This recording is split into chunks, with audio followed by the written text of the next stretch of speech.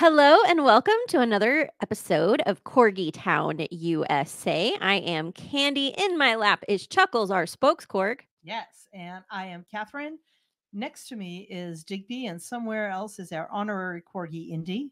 And we have Mortimer Barnabas splooting in the hallway over here next to the studio. I don't know where Booger is. Booker, she's probably hiding from Digby and his advances. Probably hiding from Digby and his advances. That is unrequited. Yes, very much so. Yeah, but if you're new here, hi, welcome. We have a new episode every week. We do have frapping corgis in studios. Sometimes we lose equipment. We have done that already recently, so hopefully they're gonna take a nice nap during this one. But we'll be right back if they do. It is Corgi Town, USA, where the corgis run the town. That's right. So we do have Borks, but thanks for sticking with us. We recently celebrated our 100th episode. That was fun. Yeah, so we're in season 5 and thought we would do sort of a refresh or update. Yeah.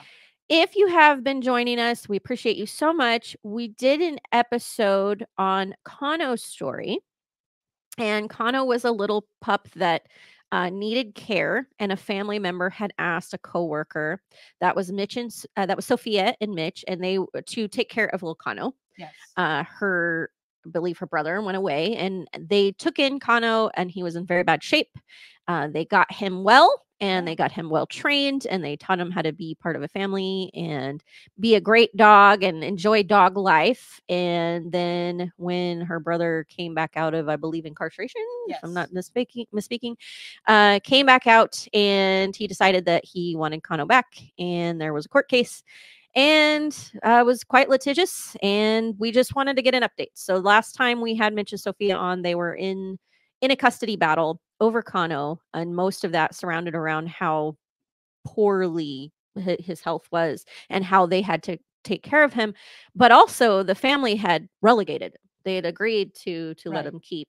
And so we're going to bring Sofia back. We'll bring Sofia back and get an update as best as we can, because this is, you may notice us watching our words. Yeah, we want to be respectful. We want to be kind. Mitch and Sofia have been through a lot. And there's definitely a lot going on the legal side. So we're just going to be respectful and just ask questions, find out how they're doing, how we can help. Submission. Let's bring her back. Indeed. Welcome back, Sofia. Hi, Sofia. Hi. Thank you so much for having me. I really appreciate it. Yeah, thank you for coming back and letting us abuse you some more. Coming back and telling a painful story. Yeah. But we do appreciate you. We feel like we can educate some, get some people involved in the positive parts of the mission on what could be learned out of this pain. Right. So I gave a probably sort of shoddy synopsis for our listeners. We would love for you to kind of synopsize in your own words, since you lived it, what happened to catch up those listening or viewing that may not have caught the first episode or have been following Kano's story. Sure.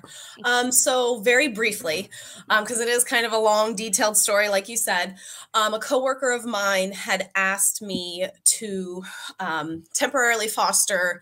At the time, it was her mother's dog, and I was not prepared for the condition of Kano.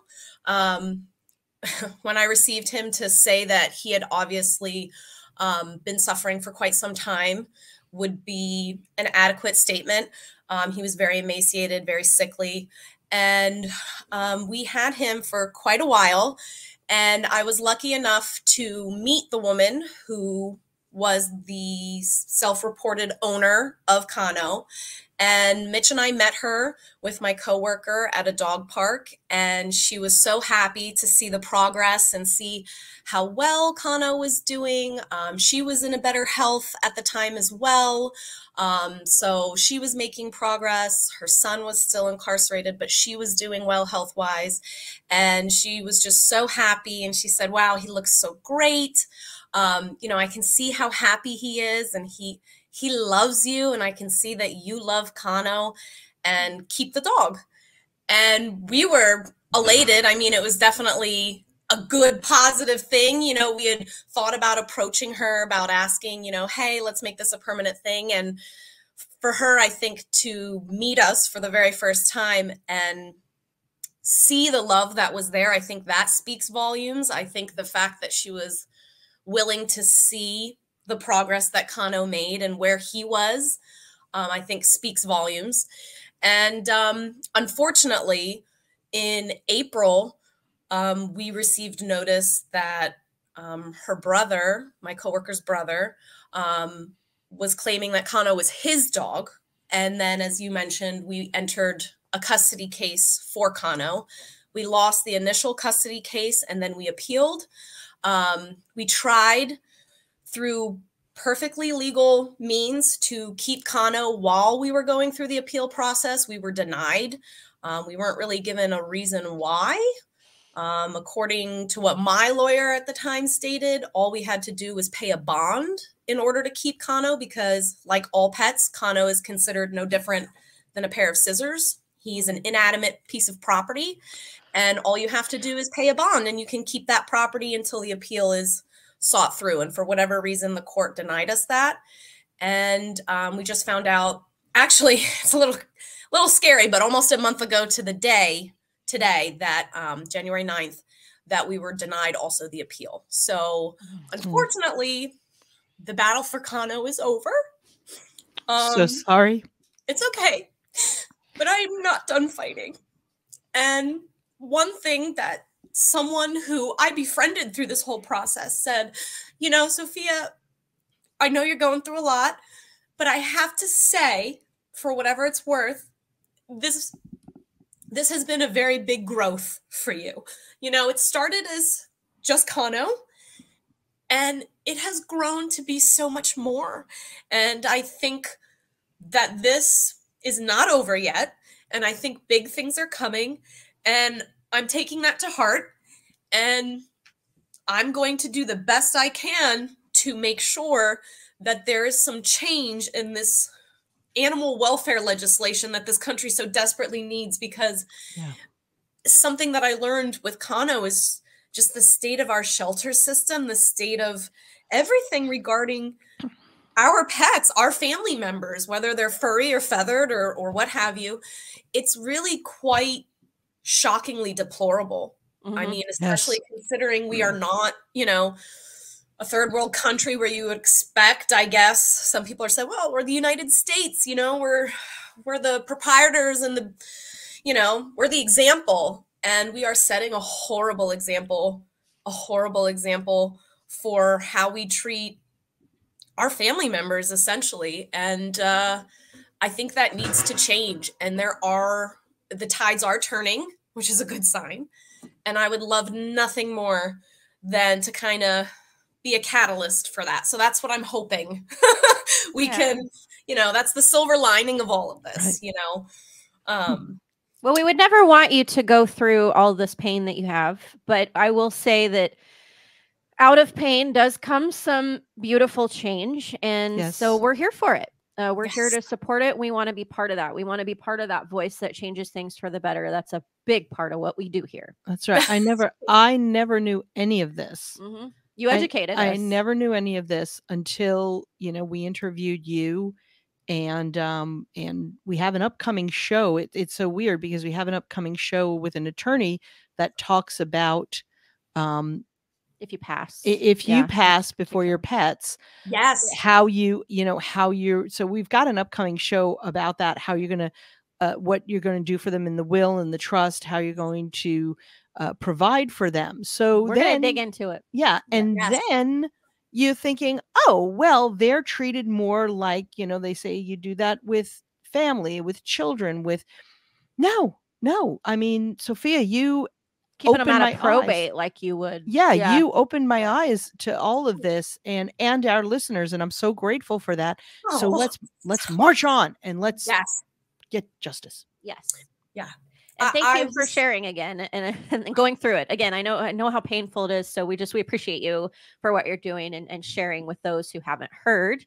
And I will also, in the description box, I will drop the link for the original episode for anyone listening and for those viewing, so you can actually see the whole story, because your attorney had joined us and kind of went into, at the time that we recorded the episode, that was last season, season 4, that you were in the middle of court. You were attempting to win and putting everything at it, and then of course lost the case. And do you want to talk about you know, if you want to talk about what happened as far as he's not with you anymore, the aftermath, how you're doing, those kind of things. Yeah. Yeah. Yeah. I'm treading very carefully here. We don't want to. Right. Yeah. I know. I know. But you've been punched enough. At this point, I feel like I'm getting pretty good. Right. Right. Yeah. I mean, so there is a lot, I think. I've never, I mean, I will say, you know, I was the stereotypical good girl. I've never experienced any kind of legal anything. I've been very fortunate in my life. So this was, when I say a learning curve, it was like a learning tsunami that just like never seemed to stop. So I have learned a lot. I was speaking to someone who I was looking to partner with, and they were going through some personal things and unfortunately it didn't work out, which is fine. But I said, you know, if Kano's going to be only a chapter in my life, well, my God, was he a beautiful chapter, and he taught me a lot. And one of the things that he taught me was that pets are considered property, an inanimate object. They're no different than your TV, your spatula, your pencil, in the eyes of the law in the United States. And that is straight across the board. We do not have any kind of standard legal practices or laws as far as regarding custody. Yes, there was a 2019 animal welfare law that was signed into about animal cruelty and sentencing. I think people try and defer that when they hear cases like mine and say, oh, well, you know, you could have just reported. And without going into too much detail, I will tell you that that is not very helpful. So yes, there are laws that exist that are supposed to protect our pets from things like how neglect. Enforceable are they? Right? They are not enforced at all, and I can tell you that from personal experience.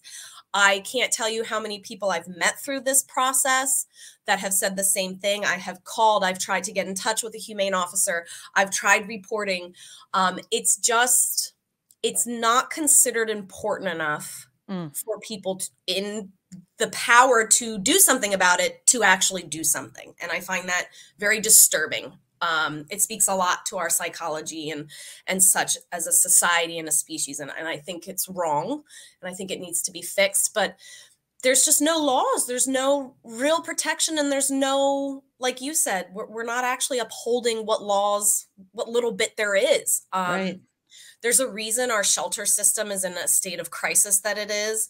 There's a reason why, I don't know about you, but I'm tired of seeing all the animal cruelty cases come up on my feed. I'm seeing Chandler 55 in Arizona, Yes. you know, these fake rescues, Yep. these hoarding cases, these dog fighting arenas, these underground, you know, compounds where there's dog fighting and unfortunately sexual abuse and physical abuse and neglect. It's horrible. And you can't turn a blind eye from it anymore.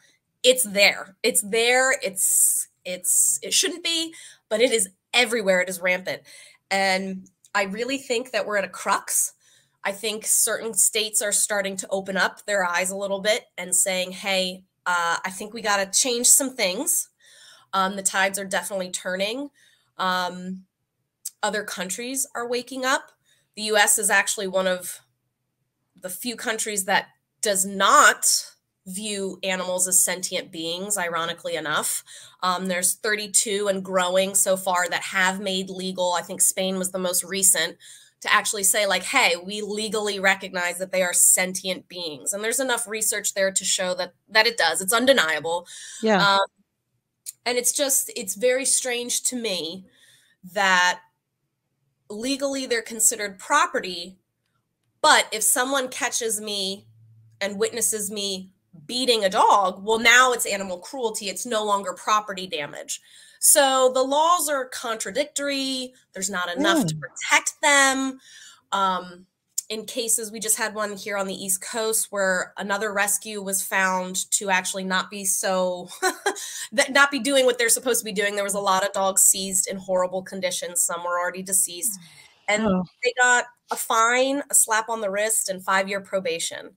So they just can't own an animal for 5 years. To me, that's grossly, I mean, Come on. I mean, that's just so wrong. That's not even. And the risk to me there is when you have people that learn how to abuse a certain system, something like having a rescue, and which is even a 501(c), you have some books to manage money in, money out. You're probably receiving donations, people that care. You've learned how to abuse it. And now you've learned how far you can get away with it. So the risk is that what's going to stop you from turning around and doing that again? Yeah, 5 years. In 5 years, they'll have another one. They'll have another one. And then people would have forgotten, so they don't even know your face and what you did. Yeah, exactly. Of course. Or you move to another state. It's too easy. Well, and the good news here, we know that this happens, is that we do have a hugely supportive network of not only Corgi lovers, but animal lovers in general. We put our animals first, and so we have the helpers. So what was that?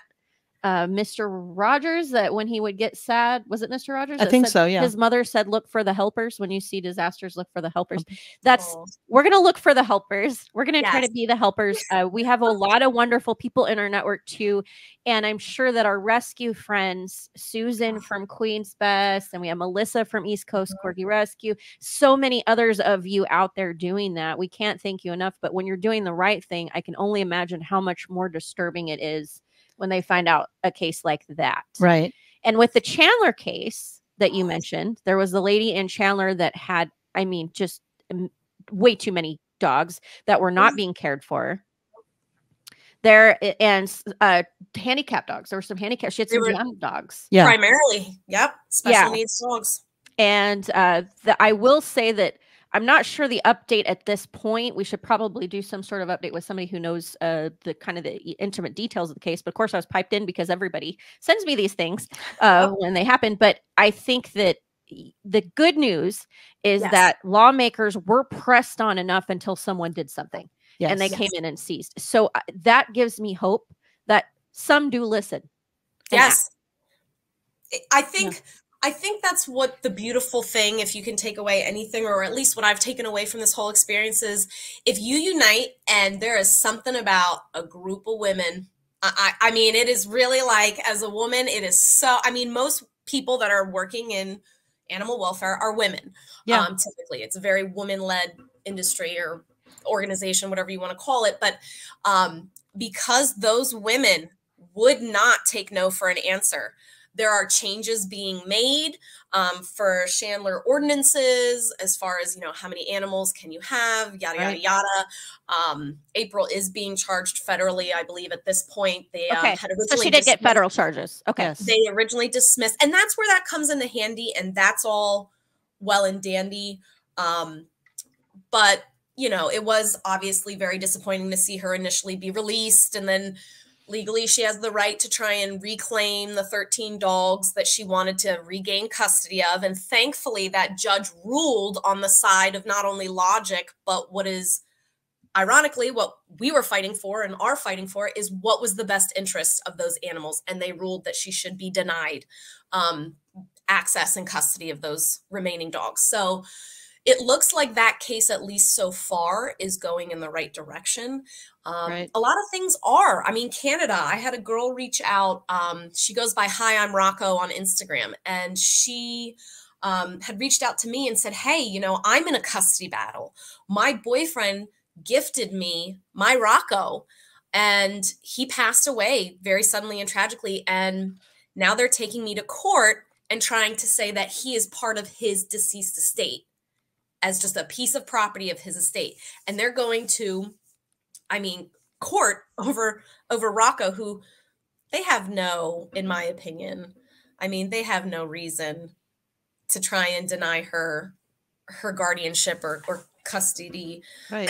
She's his mom, she's the only woman he's ever known. She raised him. So seems unnecessarily litigious to me. Yes. Yeah. Yeah. And, on the flip side, as a grief counselor, on the flip side, I can say, when you're in the middle of grief, people do dumb things. People do things that they think are going to help their heart to heal. So, to the parents of the family who lost her who lost their son, we need to send them love. and we need to send them light. Hope it was a gift. So that, that is a whole other legal realm. Like, no, this was a gift, just like, the ring was a gift, or, this TV or whatever was a gift. Especially since the law looks at it that way. Right. If the law is going to look at it that way, then the law needs to look at it all the way that way.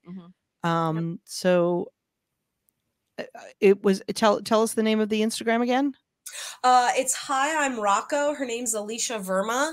Hi, I'm Rocco. So yes, she's from Ontario, Canada. Yeah. Let's show Alicia some love and support. Yeah. Well, I'll find the Instagram and drop it in the description box, but I'll reach out first to make sure that she doesn't mind that we do that too. Yeah, absolutely. Yeah, absolutely. Yeah, I've met a lot of great, you guys, I've met you guys, which I can't thank enough. I'm so grateful for the people that I have met that have been really, just really total strangers. And it's gotten me to be out of my comfort zone and reach out and say like, hey, like, I see that you're going through this. I just want to reach out and say, like, if you ever want to vent about it. And I think the silver lining of this whole thing that we've gone through, because it did upheave our life. I mean, personally, financially, emotionally, our work, just it affected everything. I mean, it just, how can it not? The one good thing is I am now I'm seeing, it's time to get back to work. I really did hit a wall, and I took on too much in the middle of probably what should have been my grieving time. Yeah. And I hit a wall. I mean, there's really just no other way to put it. I was just exhausted. I didn't have, like we were talking earlier about the spoon theory. I had no more spoons. I was trying with a fork and wondering, why can't I pick up this soup? Yeah. So I hit a wall. That's probably why you've noticed I haven't really been very present on social media. I just, it's been a lot, but I am ready to get back into it, and I'm ready to do it. I've been starting for the past month or so. And the exciting thing is I am gathering a group of women and any kind of animal advocate, anyone who's passionate about animal welfare in general in this country. Yeah. I'm looking to get someone from every state so that we can have all states united, represented. And we are going to put in sort of like a Bill of Rights that we would like proposed federally. And while Kano's law, is it was a great initiative, I think we need to do more. Okay. I think it's so much more that we need. All right. So we're here for it. I'll get you on Arizona. We'll talk about it. I'm here on the broadcast voluntolding Eric, who has a lot of my fiance, poor guy, not even in the studio. No, poor thing. But I'm voluntolding. He has a lot of connections in the agility arena and a lot of dog friends. So I'm gonna put him to work with that. Yeah. That would be amazing. Thank you. Yep. We will help. We're here for it. So since we're talking about this, let's talk about, we don't want to keep you all night and keep rehashing and making you relive, but let's talk about how we can, so we have Kano's law. Tell us kind of what Kano's law is exactly. So, and then tell us, let's give our listener viewer, how can we support, how we can change things? How can we help? Perfect. Thank you. So Kano's law is quite boiled down. It's when there is a custody case involving a companion animal, so one that's considered a pet, like a dog or a cat, the best interest of that animal should be considered. And I hope that some of our listeners are going, yeah. Why wouldn't that, hello? Yeah. And the reason for that is because that is not considered right now in this country, anywhere, in any state, really. I think Iowa is the only one that now does. And the reason is because they are only considered property. They're not considered to have feelings or thoughts. They're not even considered alive. They're just considered inanimate things.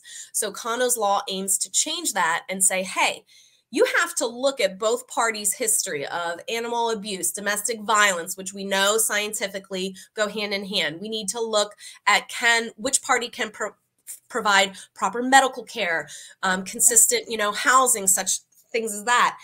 What's going to be the best interest of the animal? You know, they have feelings, they have bonds with certain people, and that should be taken into consideration. I can't tell you how many people, and I'm sure you can speak to this as a grief counselor, but we do things out of anger when relationships end. Yes. At least some of us. I would like to think that I would not, but you never know. Some people get angry. Some people say, oh, well, I bought you little Rufus or, you know, whoever, and now I want him back, whether they actually are bonded with the animal or not. And according to the laws, if they can provide paperwork saying, hey, here's my receipt with my name on it, it's no questions asked. They get full custody of that animal. So I'm just asking the courts to maybe take a second, 10 seconds extra, and just really look at it and say, well, is that actually in the best interest of the animal? Yes or no? Sentient beings, I think, is what we talked about last episode. They're sentient beings. So, you know, from a grief perspective, it's not just the person who's losing the dog. It's not just you and Mitch who are grieving. It's the dog. It's the cat. From that perspective, they absolutely grieve. I've witnessed it myself. They absolutely grieve the same as we do. Yes. And if the new old owner does nothing horrible again, they are still grieving because they made a connection in their mind. This person, I got to sleep with one eye open. In their mind, Sofia and Mitch, they're my mommy and daddy. And that hurts the animal as well as the humans. Yeah.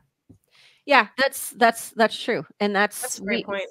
We know that, I mean, I'm a dog trainer. We see how animals bond with, and I call them parents. So let's I mean, let's change that from owners, right? It's the very definition. It's not that not owners, they're sentient beings, they're not objects. And so if we shift that from pet owner to pet parent, it's a different narrative. And I see it. I see how they bond. I see how that evolution happens and what that looks like. And the bond and the grief, it's like taking a child away from a parent. That is real. And I'm sure our friends in rescue can attest to that, because some cases come to them because of, like our lawyer friend we're going to talk to.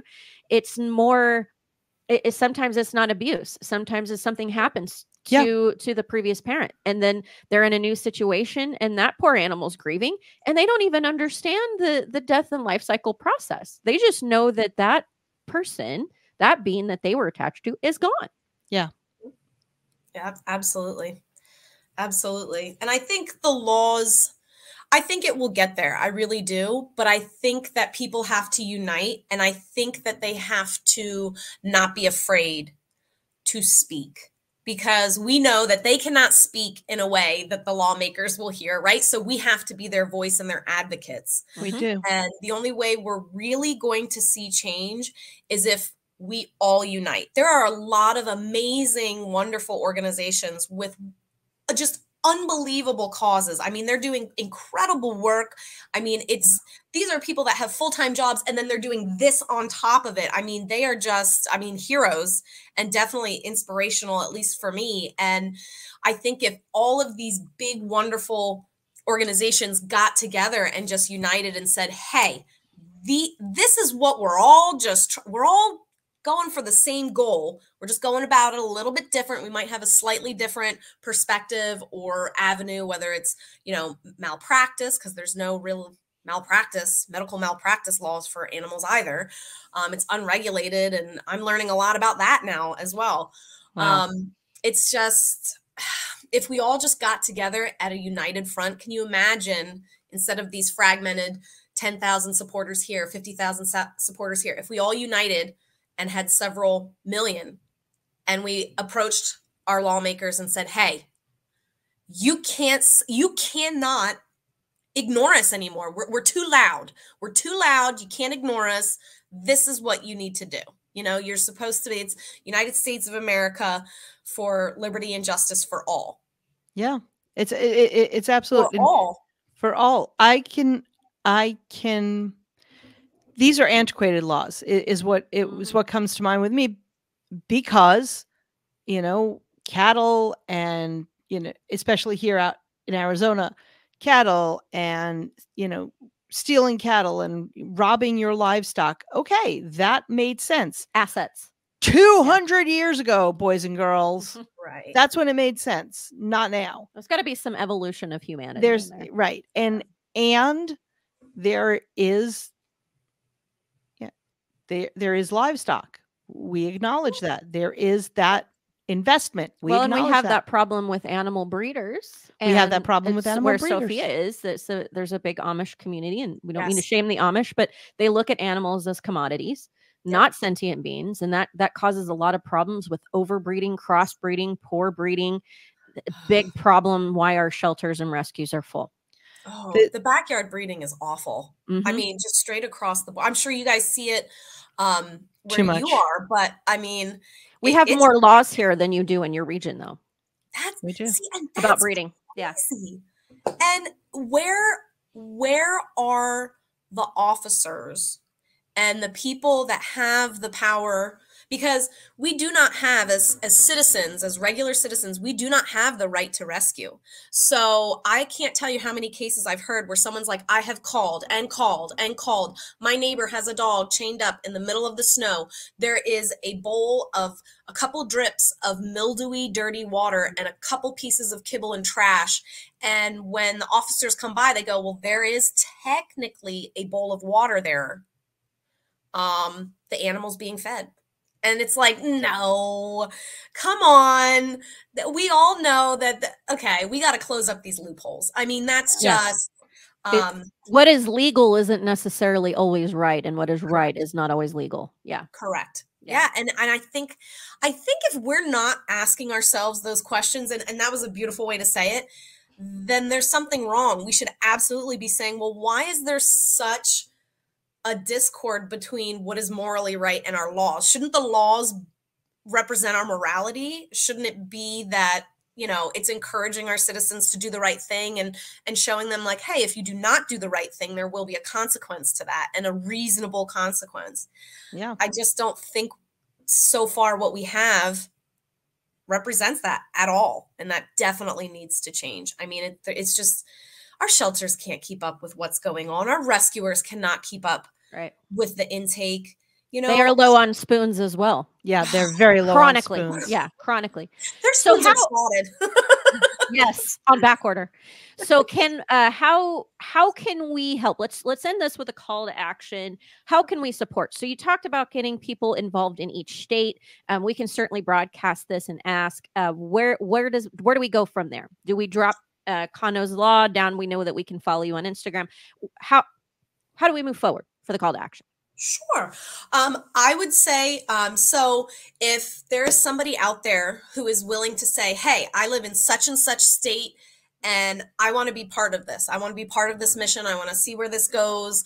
I want to take Kano's law to the next level, and I want to be part of this. Right now, it's Bill of Rights for animal welfare, but we want a comprehensive animal welfare legislation put into place at a federal level. If you want to be part of that, I'll include my email address for Kano's law. We are rallying people right now. We're having a meeting at the end of the month. We're looking to make it a regular thing so that we can start proposing this legislation and getting everything needed that we can to start really, you know, getting it out there. I think people need to see that. Here it is. I want one simple thing. It's comprehensive. It's going to deal with custody. It's going to deal with medical malpractice. It's going to deal with theft or kidnapping of a pet, which is another huge thing that I didn't even know was going on in this country, but I'm learning through this. So I want something that is going to take all these goals from all these organizations and put it just right there in Congress's hand and just say, here you go. All you have to do is sign and basically do their job. for them, and all they have to do is sign and have it done. If you want to be part of that, I'll give you my email address so that they can say, hey, I want to represent my state. Tell us what that email address is. I will drop it in the description box of both the audio platforms if anybody listens to an app as well as YouTube. But for those listening that maybe want to jot it down, go ahead. Sure. It's Kano's Law, Pets Are Family at gmail.com. And I can definitely, Kano. Yes. Kano. Yes. Yep. Okay, and you can reach out to me on my Instagram. You can reach out to me on Kano's Law on change.org. I'm going to start posting updates on that and trying to recruit as well. We do thankfully have a good group started, and there are some passionate women out there. So, and they have some really unique perspectives just coming from different angles I never even knew about. So I'm coming from a custody issue. I have people from medical malpractice. I have rescue. I have all kinds of things. So, I'm so looking forward to seeing, picking these women's brains and seeing, okay, what are the issues in this country and what would help resolve them or at least soften the blow? And how are we going to get to a better place? We're only as good as our treatment of others. We should be building each other up. And whether you think we're the top, of the food chain or whatnot, a lot can be said for how we treat our animals and the ones that are needy, whether it's the homeless or children or women, whatever your group is. I think it speaks volumes when you're seeing the cruelty at this level. Yes. And I'd like to see that changed. And strength in numbers. Absolutely. As well. Yeah. Well, I will drop that down in the description box. We want to let you get back to your evening so that you can take a deep breath. Thank you for going back down that. Thank you for everything we're doing. We're going to stay piped in and involved as much as we can so that we can help. But thanks again, Sofia, so much for everything that you're doing. Thank you, Sofia. Thank you so much for having me. It's always such a pleasure to be here with you guys. And I just love everything that you guys are doing as well. And education is so huge. So thank you for, putting that information out there and educating the public, because that's a huge, like we said, I never knew prior to this experience that pets were just property. And there's so many other things I think people would be shocked to learn. Yeah. So thank you for, showing and putting a light on that as well, because there is power in knowledge, and there's power in numbers. It reaches the right ears. That's right. Well, you have a great evening. Tell Mitch we said hi. Big hugs. Big hugs. Thank you. You as well. Thank you so much for everything. Thank you. Bye. Bye. Bye-bye. Well, thank you for listening. Thank you for being part of that. Again, I will drop in the description box the link of the original episode we did when they were in court, so you can get more of the story. We cover more of the details there that was happening. And I will also drop the Instagram and the email address. At the very least, please follow Kano's Law so that you kind of stay piped in. I know that everybody has very full lives of things going on. Maybe you want to get involved. At the very least, follow. Strength in numbers. You're helping us get it out there. And we hope that you found this episode heartwarming and informative. And I was going to say change.org. It is a petition site. So look it up on Change. If you have a moment, it doesn't take a lot.